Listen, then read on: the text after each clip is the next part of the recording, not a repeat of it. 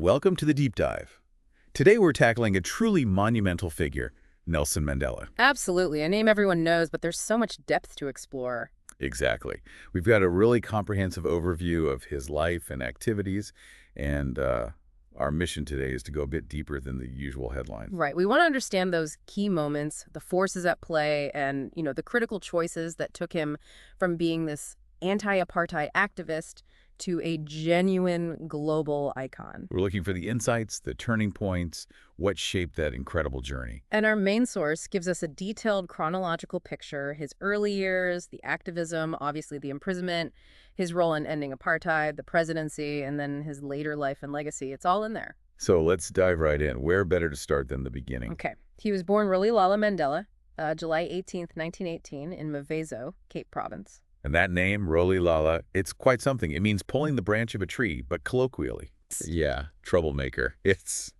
Well, you do wonder, don't you, if that name somehow foreshadowed the disruptive, transformative force he'd become. He later became known by his clan name, Madiba, of course. A name that carries so much respect now. And his family background wasn't simple, was it? Royalty involved. Yes, part of the Xhosa people and linked to the Thembu royal family. His great-grandfather was actually a Thembu king. Okay. But there's a nuance. His grandfather, also named Mandela, was from what they called a left-hand house. Meaning? Meaning his descendants weren't in the direct line to inherit the throne. They were still part of the royal council, influential, but not, the main line of succession. Interesting. So close to power, but maybe with a different perspective on it. What about his father? His father, Godla Henry Thakaniswa Mandela, was a local chief, a royal advisor, quite important. Right. But he was dismissed from his post. The official reason was alleged corruption, though Mandela himself was told it was because his father stood up to an unreasonable white magistrate. Ah, so that narrative of defiance was there early on, definitely. And Gadla had 4 wives, 13 children in total. Nelson's mother, Nosekeni Fanny, was the 3rd wife. That dismissal, whatever the real reason, must have left an impression. You'd think so. A sense of injustice, perhaps? And education wasn't a given in his family. Not at all. Yeah. Mandela himself said no one in his family had ever been to school before him. It really highlights the context of the time. Oh. And on his very first day of school, his teacher gave him the English name Nelson. Just like that. Just like that. A very common practice then, reflecting the British bias in the education system. Mandela apparently never knew why she chose that specific name. That imposition of a name alongside his Xhosa roots. It's quite symbolic, isn't it? It really is. And his childhood in Kwanu sounds very traditional. Herding livestock, playing outdoors. Exactly. Living in his mother's kraal with his 2 sisters, completely immersed in the Xhosa customs, taboos.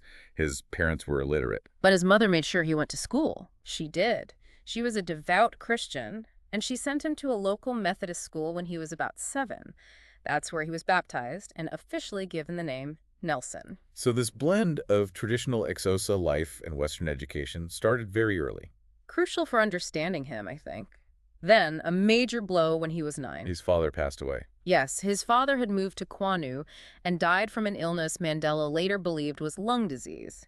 He described feeling adrift after that. Understandable. And he felt he inherited his father's proud rebelliousness and, quote, stubborn sense of fairness. That stubborn sense of fairness that really resonates throughout his life, doesn't it? It absolutely does.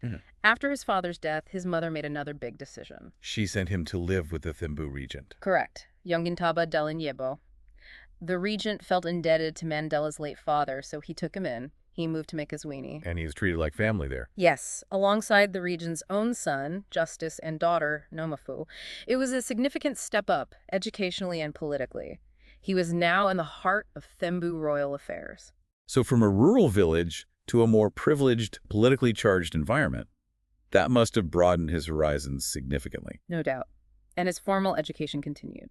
Clarkbury, then Healdtown. Healdtown was quite prestigious.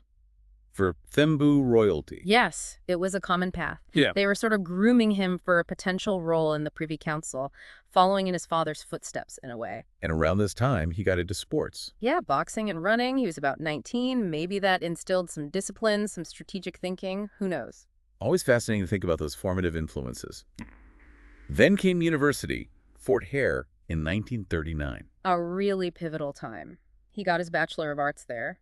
And crucially, he met Oliver Tambo. Lifelong friend and colleague. An incredibly important relationship. Absolutely. He also became friends with his cousin, Katie Matanzima. Ah, but their paths diverged dramatically later on, didn't they? They did. Matanzima became a key figure in the Bantustan system, the apartheid government's policy of creating separate homelands. It put them in direct political opposition. Shows you the complex pressures even within families. A stark example of how apartheid divided people. And his time at Fort Hare ended abruptly. It did. He got involved in a student representative council boycott over university rules. Classic Mandela, standing on principle. And he was forced to leave. Yes, expelled, essentially. But that didn't stop his education. Much later, while he was in prison, he earned his Bachelor of Laws through the University of London's external program. Incredible determination. Just astounding resilience. So after Fort Hare, the next stop was Johannesburg. Right. Around 1941, he and Justice, the regent's son, actually ran away to Johannesburg to avoid arranged marriages Jongintaba had planned for them. Really? Wow. So escaping tradition in a way, heading to the big city. A huge shift from that traditional, relatively sheltered background to the bustling, segregated reality of Johannesburg. It must have been a shock. Finding his feet wasn't straightforward. No. He had a brief stint as a mine security guard, but got fired when they found out he was the regent's runaway ward. Okay. But then came a crucial connection, Walter Sisulu. Another giant of the movement. Sisulu became a real friend and mentor. He helped Mandela get a job as a clerk at a law firm, Witkin, Sadelsky, and Edelman. That sounds like a much better fit. It was a start. And while working, he kept studying. Finished his University of South Africa law degree by correspondence, then went on to study law at the University of Witwatersrand. And that's where he connected with even more future anti-apartheid leaders. Exactly. People like Joe Slovo, Harry Schwartz, Ruth First. His network of allies, his political thinking, it all really solidified in Johannesburg. It sounds like the crucible for his revolutionary path. And where was he living during this time? In Alexandra, the township just north of Johannesburg. Living there, he would have seen the daily grind, the systemic injustice of segregation firsthand. That lived experience must have been fuel for the fire. Undoubtedly. Which brings us to 1948, a massive turning point. The National Party victory. The formal start of apartheid as state policy. Precisely. The Afrikaner National Party came to power explicitly on a platform of apartheid. This wasn't just segregation anymore. It was a systematic, legally entrenched system of racial oppression. And this was the catalyst for Mandela's deeper involvement in politics. Absolutely. It pushed him and many others into more active, organized resistance through the ANC, the African National Congress. He quickly rose through the ranks, didn't he, taking key roles? He did. He was central to the Defiance campaign in 1952.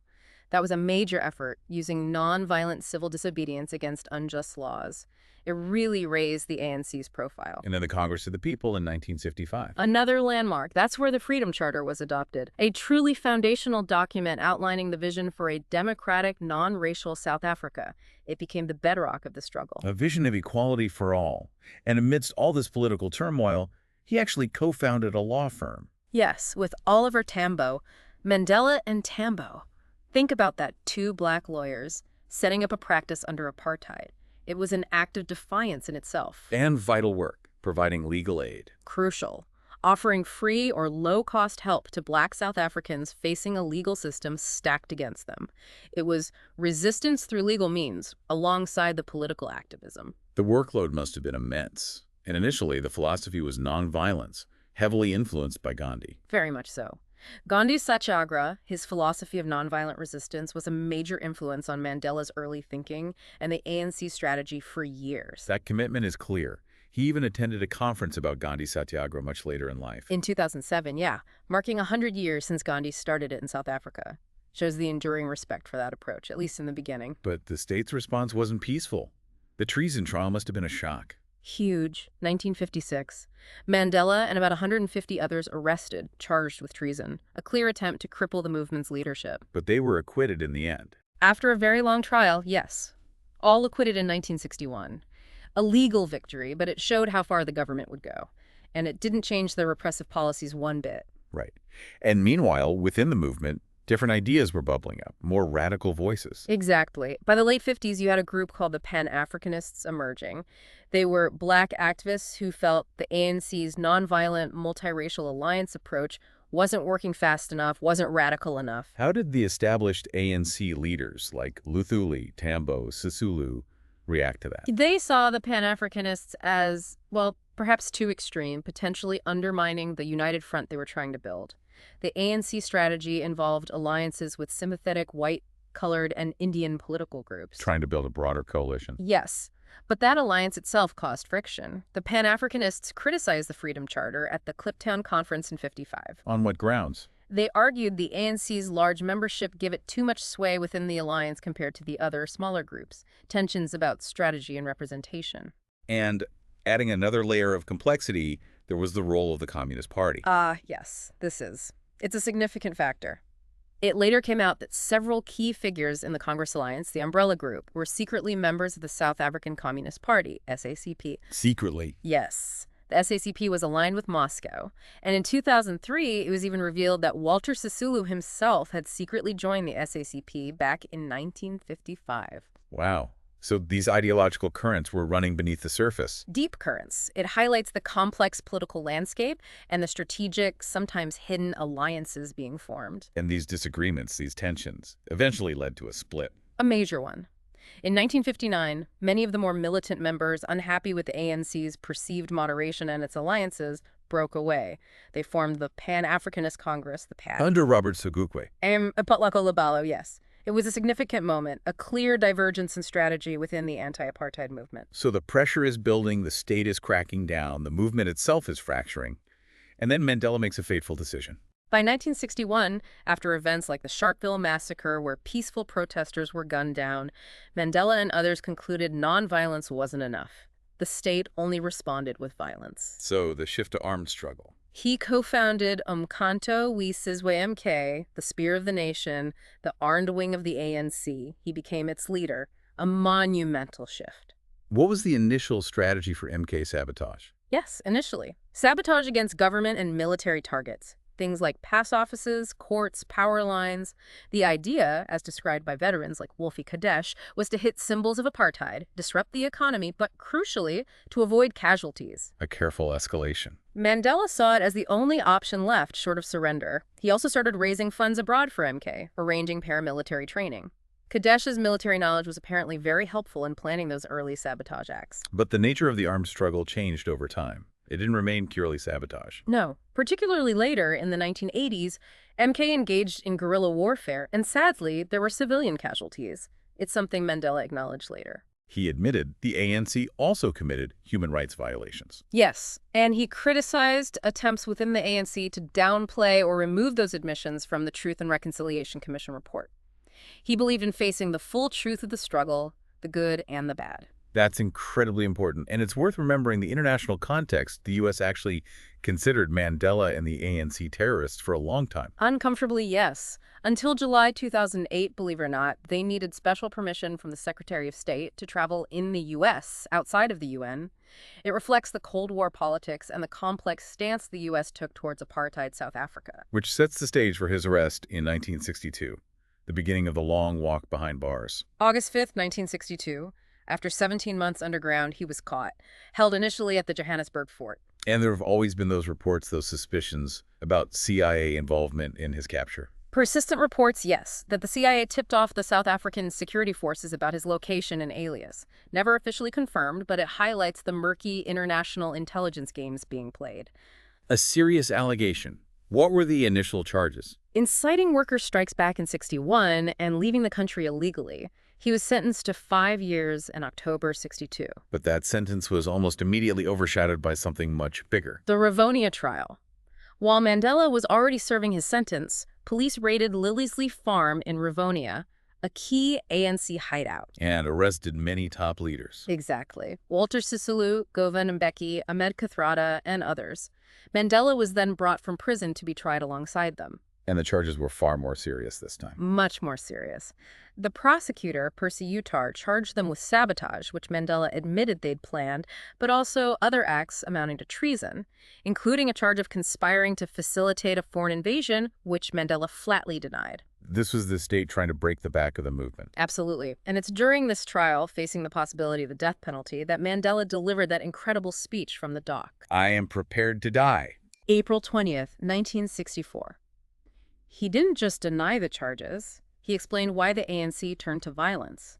He laid out the history the peaceful protests met with brutality, Sharpeville, the banning of the ANC. He argued sabotage was a last resort, a way to pressure the government economically without a civil war. A powerful justification under extreme circumstances. And he ended with those unforgettable words. I have cherished the ideal of a democratic and free society. It is an ideal which I hope to live for and to achieve, but if needs be, it is an ideal for which I am prepared to die. Chilling and inspiring. He had a strong legal team, didn't he? A remarkable team. Bram Fisher, George Bezos, Arthur Taskelson, Joel Joffe, Harry Schwartz, Vernon Barange, facing immense pressure, defending the leadership of a banned organization. Harold Hansen joined later for mitigation. Their courage was significant, too. But despite their efforts... All except Rusty Bernstein were found guilty. They managed to avoid the death sentence, which was a real possibility. But they received life imprisonment. Life imprisonment. June 12, 1964. Sentenced for planning armed action and that conspiracy charge. Mandela was sent to Robben Island. Robben Island. The name itself carries so much weight. 18 years he spent there. 18 of his 27 years in total. It became this symbol of apartheid's cruelty, but also of the prisoners' incredible resilience. Hard labor in the limestone quarry, harsh conditions. Well, what were those conditions actually like? Brutal, basic, dehumanizing, strict racial segregation. Black prisoners got the worst food, the harshest treatment. Political prisoners like Mandela were kept separate from common criminals, had even fewer privileges. And communication was severely restricted. Extremely. As a D group prisoner, the lowest grade, he was allowed one visitor and one letter every 6 months. And even those were heavily censored, often delayed for months. Total isolation was the goal. Yet somehow he found the strength to continue his education. Earned a law degree. It's extraordinary, isn't it? He completed his Bachelor of Laws through the University of London's correspondence program. Studying in those conditions. It speaks volumes about his discipline, his belief in self-improvement. He was even nominated for honorary president of the University of London later on. In 1981, yes, he lost to Princess Anne. But still, the nomination itself was significant. There was also that strange story about an alleged escape plot involving intelligence agencies. Right, the Gordon Winter claim. In his memoir, Winter, an apartheid-era agent, said there was a plot in 1969 to fake an escape, then shoot Mandela during the recapture. He claimed British intelligence foiled it. How much truth there is to it? Hard to say. But it adds another layer of danger to that period. Then, in 1982, a major change. He was moved off Robben Island. Transferred to Pollsmoor Prison on the mainland, along with Sisulu and other senior leaders. Why the move? Officially, the government minister, Kobe Coetzee, said it was to make contact easier, potential talks. But many believed it was also to remove their influence from the younger generation of activists on Robben Island, which had become a sort of political university. Mandela University, they called it, isolating the leadership. That was likely part of the calculation. Then, in 1985, came that conditional release offer from President P.W. Botha. Freedom, but only if he renounced violence. Exactly. Unconditionally renounce violence as a political weapon. But even within the government, people like Coetzee doubted he'd accept personal freedom at the cost of the ANC's armed struggle. And he didn't. His rejection was powerful. Delivered famously by his daughter Zinzi at a rally.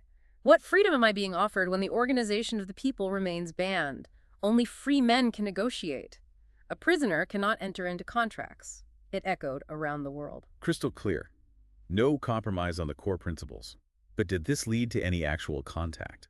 It did, indirectly. The first meeting happened in November 1985 when Minister Coetzee visited Mandela in the hospital where he was recovering from prostate surgery. The first direct meeting with the government after all those years. Yes. And over the next 4 years, there were more exploratory meetings, groundwork being laid, but very slowly, very cautiously.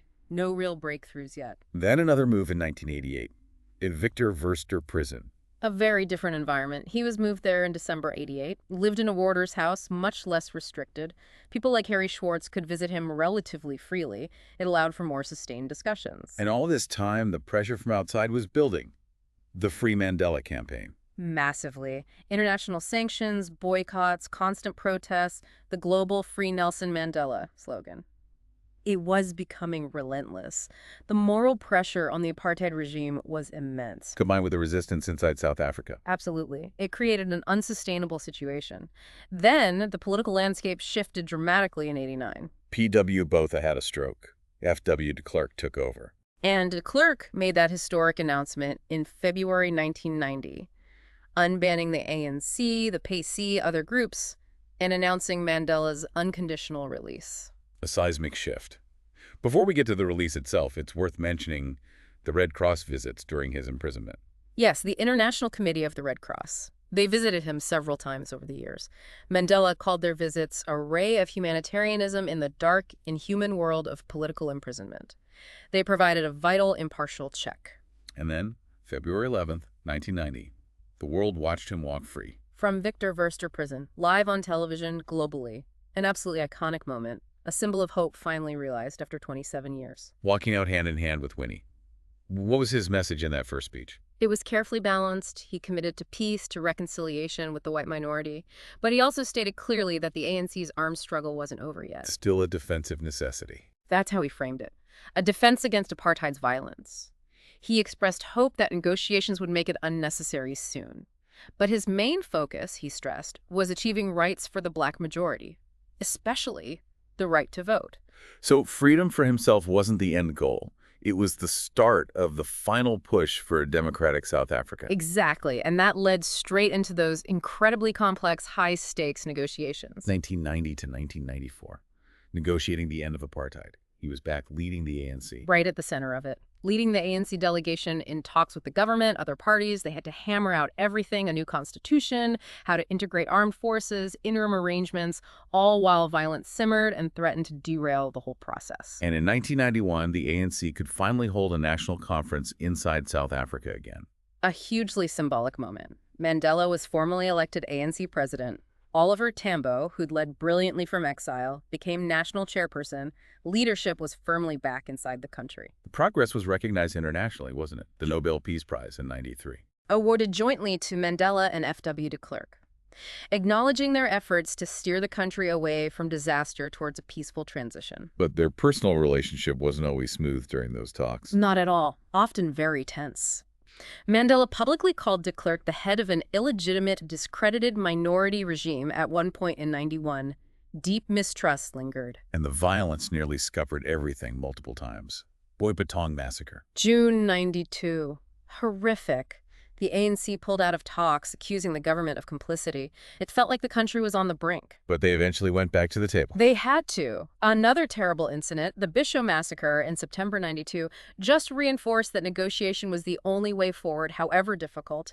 The alternative was unthinkable. Then, just as things seemed fragilely back on track, Chris Hani was assassinated. April '93. A massive shockwave. Hani was incredibly popular. Fears of mass violence erupted. And Mandela stepped into that void, appealed for calm. He did. He went on national television, speaking with the authority of a de facto president, even though he held no office. He urged calm, unity, saying this was an attempt to destroy the dream of freedom for all. His intervention was crucial in pulling the country back from the edge. Remarkable leadership in a crisis. And somehow, the negotiations survived even that. They did. The shared fear of chaos pushed them forward. They finally reached an agreement for the first ever democratic multiracial elections. April 27th, 1994. A date etched in history. Absolutely. And the result was decisive. The ANC won 62% of the vote. Making Nelson Mandela the first black president of South Africa. Inaugurated May 10th, 1994, with de Klerk as first deputy president, Thabo Mbeki as second deputy in a government of national unity, a symbol of the new beginning. And his presidency became synonymous with reconciliation. That was his driving theme. After decades of brutal division, his focus was on healing, on building a unified nation. He earned immense international respect for that approach. The 1995 Rugby World Cup stands out as such a powerful example of that. Oh, absolutely iconic. The Springboks, the rugby team, had been a hated symbol of white Afrikaner power for many black South Africans. Right. Mandela actively encouraged black citizens to support them, and when they won that final against New Zealand, Against all odds. Mandela walking out onto the pitch, wearing the Springbok jersey with the captain, Francois Pienaar's number 6, presenting the trophy. It was an incredibly powerful symbol of unity. Just goosebumps thinking about it. It really captured a moment, didn't it? And he developed his own unique style, too, the Madiba shirts. Ha, yes. Those colorful batik shirts, he wore them everywhere, even formal occasions, became his trademark, a symbol of a vibrant, New South Africa, perhaps? His presidency wasn't without challenges, though. Yeah. There was the military intervention in Lesotho. September 98, a difficult decision. He sent South African troops into Lesotho to support the government after a disputed election led to instability and a sort of military uprising. Showed the complexities of being a regional power. And domestically, the AIDS crisis became a major point of criticism. A very serious one. His government, and Mandela himself initially, were heavily criticized by activists like Edwin Cameron and others for being too slow, too ineffective in tackling the rapidly spreading HIV/AIDS epidemic. Did he acknowledge that later? He did. In retirement, he admitted he should have focused more on HIV/AIDS during his time in office. It became a major focus of his later work. He did, however, play a significant role in resolving the Lockerbie bombing deadlock. Yes, he took a real personal interest in that. The dispute between Libya, the U.S., and the U.K. over the trial of the 2 Libyans accused of the 1988 Pan Am bombing, a huge international issue. And he proposed trying them in a neutral third country. As early as 1992, even before he was president, he was suggesting this informally to President Bush Sr., Mitterrand in France, King Juan Carlos of Spain, trying to find a way forward. And once president, he formally offered South Africa as the venue. He did in late 94, hoping a trial on neutral ground could break the stalemate. But the UK wasn't keen initially. Prime Minister John Major rejected it. Concerns about foreign courts, apparently. But Mandela kept pushing. He did, raised it again with Tony Blair in 97. At a Commonwealth meeting, he spoke out against one country being plaintiff, prosecutor, and judge. And eventually, a compromise was found. A Scottish court in the Netherlands. Exactly. Camp Zeist, a unique solution. And Mandela was key in persuading Colonel Gaddafi to finally hand over the 2 accused, Megrahi and Fima, in April 99. His diplomacy was crucial. And the trial went ahead. One convicted, one acquitted. Mandela even visited the convicted man, Megrahi, in prison later. Yes, in 2002, he visited Megrahi in Barlinnie prison in Scotland, expressed concern about his isolation, suggested maybe a transfer to a Muslim country for family visits. And Megrahi was eventually released on compassionate grounds, which Mandela's foundation supported. Yes, diagnosed with terminal cancer, he was released in 2009. The Nelson Mandela Foundation did support that release on humanitarian grounds. It remained a complex issue. Moving to his personal life, 3 marriages, a large family, all lived under extraordinary circumstances. Deeply intertwined with his political life, absolutely. Evelyn Mace, Winnie Madikizela, and later Graça Machel. 7 children, many grandchildren, great-grandchildren, grandfather to Chief Manla Mandela. Each marriage reflecting a different era of his struggle. His first marriage to Evelyn Mace ended partly due to the pressures of his activism. Yes, they married in 1944, divorced in 58. His constant absences, the danger, the political demands took a huge toll. Her becoming a Jehovah's Witness, which required political neutrality, also created conflict. They had 4 children, Thembi, Magatho, and 2 daughters named Makaziwe, the first dying in infancy. And tragically, he lost 2 of those children while he was still deeply involved in the struggle or imprisoned. Heartbreakingly so. His eldest son, Thembi, died in a car crash in 1969 while Mandela was on Robben Island. He wasn't allowed to attend the funeral. And his son, Magatho, died of AIDS in 2005. Unimaginable pain. His second marriage to Winnie was perhaps the most public and turbulent. Married in 1958, just as the struggle intensified. Winnie was a powerful activist herself, facing immense persecution, imprisonment, banishment. They had 2 daughters, Zenani and Zinzi. Zinzi was just a baby when he was jailed. The pressures on Winnie must have been incredible. Immense. And ultimately, their marriage couldn't withstand the decades of separation, the political turmoil, and later, significant personal and political differences. They separated in 92, divorced in 96. His daughters, Zinni and Zinzi, also lived lives profoundly marked by his legacy. Absolutely. Zenani wasn't even allowed to visit him for years as a child. She later married into Swazi royalty. Zinzi famously read his rejection of Botha's offer in 85, becoming an international figure overnight. Both carved out their own paths, deeply influenced by their parents' struggle. In his third marriage, much later in life, to Graça Machel. In 1998, on his 80th birthday, she was the widow of Samora Machel, the former president of Mozambique, a key ANC ally who died in a plane crash years earlier. A union of 2 figures deeply connected to Southern Africa's liberation history. Very much so. It apparently involved quite complex negotiations for the traditional lobola, or bride price, respecting her ties to the Machel family and Mozambican tradition. And even late in life, he maintained strong ties to his childhood home, Kwanu. Always. He kept his home there, visited often, stayed involved in the local community, paid school fees. Those roots remained incredibly important to him. After serving one term, he stepped down as president in 1999. But retirement didn't mean inactivity for him, did it? Far from it. He was 75 when elected, the oldest president South Africa had had, but in retirement he threw himself into social and human rights work, supporting campaigns like Make Poverty History, the One campaign. The Nelson Mandela Invitational Golf Tournament raised millions for children's charities. His focus on children remained strong. Very strong. He championed SOS Children's Villages, advocating for orphaned and abandoned kids globally. He even appeared in that Celebrate Humanity ad for the 2006 Winter Olympics. Though his health eventually started to decline, he had prostate cancer. Diagnosed in 2001, successfully treated. But yes, in later years, his health became more fragile. There were those false death reports, CNN accidentally posting an obituary in 2003, a nasty hoax in 2007. And he formally announced he was stepping back from public life. In 2004, at 85, said he wanted more time with family and that he'd initiate contact for events rather than just accepting invitations.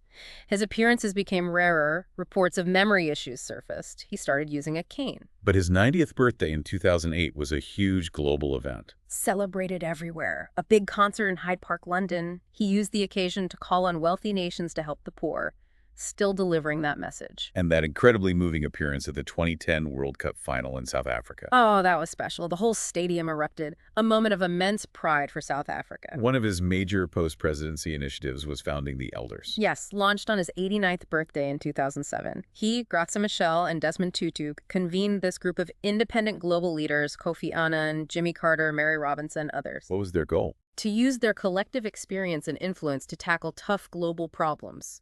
Conflict resolution, human rights, poverty, health, offering wisdom and encouraging courageous leadership. And the fight against AIDS became deeply personal and a central focus for him. Hugely important in his retirement.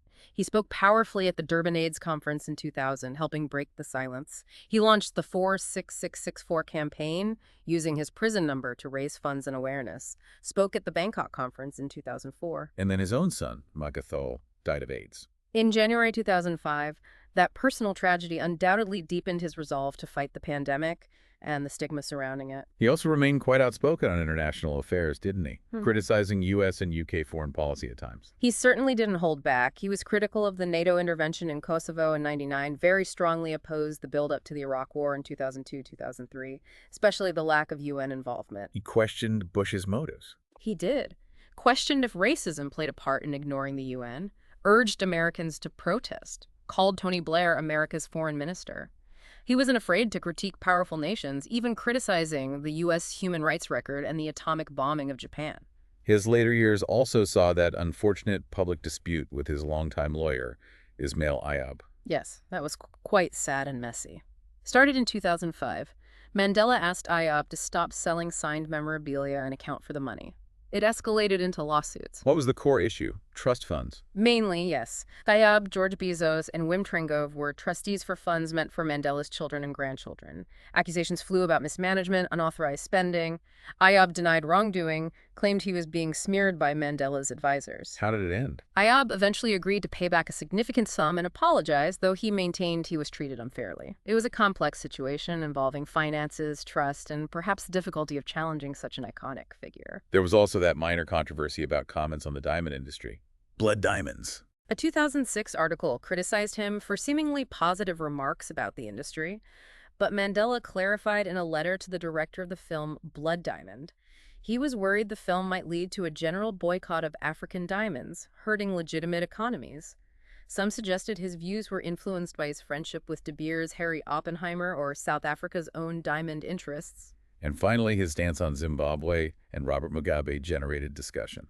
They weren't close, despite both being liberation figures. Mandela had criticized Mugabe back in 2000 for overstaying his welcome. In retirement, he was mostly silent on Zimbabwe's decline, which drew criticism. Why the silence? Health reasons. His lawyer, George Bezos, cited health concerns, avoiding stressful controversies, but reports surfaced that Mandela did try privately to urge Mugabe to step down in 2007, and in 2008, during the election crisis, he did publicly condemn the tragic failure of leadership in Zimbabwe. So a complex picture in retirement. But overall, his status remains almost untouchable, especially in South Africa. Unassailable is often the word used. Seen as the father of the nation, the liberator, The UN declaring his birthday, July 18th, Mandela Day, in 2009, speaks volumes. And the list of honors he received is just staggering. Absolutely overwhelming. The Nobel Peace Prize with de Klerk, of course, but also top honors from the UK, the U.S. Presidential Medal of Freedom, Freedom of Johannesburg. He was welcomed like a hero everywhere. First living honorary citizen of Canada, awards from India, the Soviet Union, Turkey, the list goes on and on. His impact resonated deeply in music, too. So many songs were written about him. A whole soundtrack to the struggle. The special's Free Nelson Mandela is iconic. Stevie Wonder's I Just Called to Say I Love You was reportedly for him, got banned in S.A. Yusu Indoor's album. And that massive 70th birthday tribute concert in London, '88. Huge. Simple Minds, Mandela Day, Santana, Tracy Chapman, South African artists too, Johnny Clegg's Simbananga, Hugh Masekela's Bring Him Back Home, Brenda Fassie's band Black President, even globally like the Hong Kong band Beyond. Ladysmith Black Mambazo performed at his Nobel ceremony and inauguration. The 4-6-6-6-6-4 concerts continued this. His life story was naturally compelling for books and films as well. His own autobiography, Long Walk to Freedom, written secretly in prison, is a classic, though some note it didn't delve fully into later complexities. Anthony Sampson's authorized biography provided more depth. And the controversial Goodbye Bafana book by the warder. James Gregory's book claimed a close relationship, revealed family details. Sampson and others disputed its accuracy, suggesting Gregory wasn't that close and might have been embellishing or even spying. Mandela apparently considered suing. And on screen. Sidney Poitier played him in Mandela and de Klerk. Dennis Haysbert in the Goodbye Bafana film adaptation. He even had a cameo in Spike Lee's Malcolm X, and of course Invictus, based on John Carlin's book about the Rugby World Cup, with Morgan Freeman giving that incredible performance as Mandela. His presence is commemorated physically, too, in squares, statues, parks. All over the world. Nelson Mandela Garden in Leeds, Nelson Mandela Square in Johannesburg with that big statue, Parliament Square in London, a statue at the prison he walked out of, Mandela Parkway in Oakland, California, Nelson Mandela Park in Leicester.